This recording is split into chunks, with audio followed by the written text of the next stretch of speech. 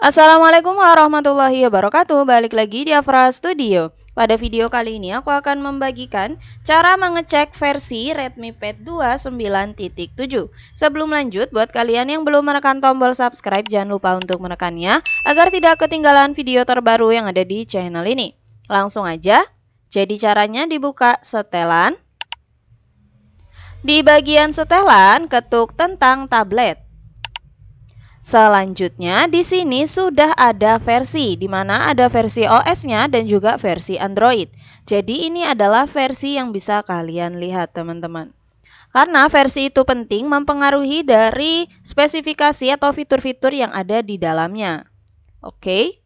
Jadi seperti itu ya caranya. Sekian dulu kontennya, semoga membantu. Kurang lebihnya aku mohon maaf. Sampai jumpa lagi di video selanjutnya.